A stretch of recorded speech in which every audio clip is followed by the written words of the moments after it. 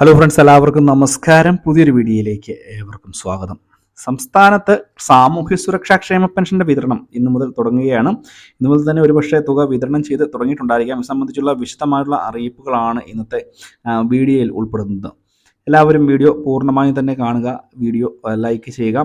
Channel ആദ്യമായിട്ട് കാണുന്ന സുഹൃത്തുക്കൾ തീർച്ചയായിട്ടും നമ്മുടെ ചാനൽ ഒന്ന് സബ്സ്ക്രൈബ് ചെയ്യുക. ഫേസ്ബുക്ക് വഴി വീഡിയോ കാണുന്ന ആളുകൾ തീർച്ചയായിട്ടും ഫേസ്ബുക്ക് പേജ് കൂടി ഒന്ന് ഫോളോ ചെയ്യുക.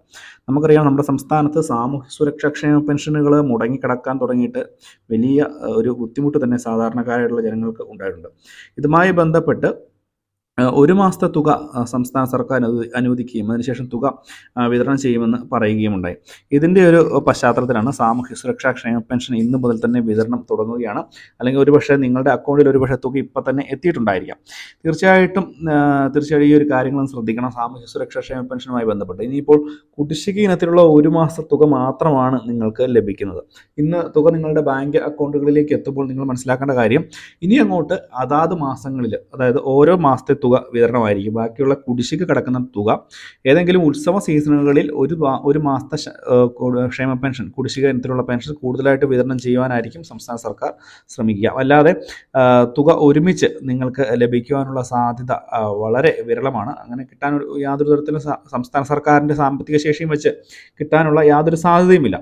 എന്തുതന്നെയായാലും ഈ ഒരു പശ്ചാത്തലത്തിൽ നമ്മൾ മനസ്സിലാക്കുക, അനർഹരായിട്ടുള്ള ആളുകളെ പദ്ധതിയിൽ നിന്ന് പുറത്താക്കുന്ന നടപടിയും ഇപ്പോൾ ഊർജ്ജസ്വലമായിട്ട് നടക്കുന്നുണ്ട്. വീട് വീടാന്തരത്തിൽ കയറിയുള്ള പരിശോധനകളൊക്കെ ഉണ്ടാകും എന്നുള്ള റിപ്പോർട്ടുകളാണ് വരുന്നത്.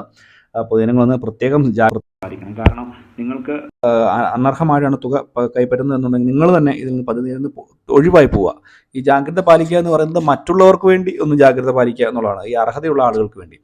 നിങ്ങളിത് ഒഴിവായി പോയി കഴിഞ്ഞാൽ അവർക്ക് ഇത് വലിയൊരു നേട്ടമായിട്ട് തന്നെ ലഭിക്കുന്ന ഒരു ആനുകൂല്യമായി മാറും. പ്രത്യേകിച്ച് വളരെയധികം ആളുകൾ സാമ്പത്തികമായി വലിയ ബുദ്ധിമുട്ട് അനുഭവിക്കുന്ന ആളുകളുണ്ട്. അവർക്കിതൊരു വലിയ സാമ്പത്തിക സഹായം കൂടിയാണ്. അവർക്ക് മറ്റു മാർഗ്ഗങ്ങളില്ല, അല്ലെങ്കിൽ മറ്റേതെങ്കിലും തരത്തിൽ ജീവിക്കാനുള്ള സാമ്പത്തികേതര ബുദ്ധിമുട്ടുകളൊക്കെ ഉള്ള ആളുകളായിരിക്കും. അവർക്ക് സമ്പത്ത് ഇല്ലാത്തതുകൊണ്ടാണ് ഈ ഒരു ക്ഷേമ പെൻഷനെ മാത്രം ഡിപ്പെൻഡ് ചെയ്ത് ജീവിക്കുന്നത്.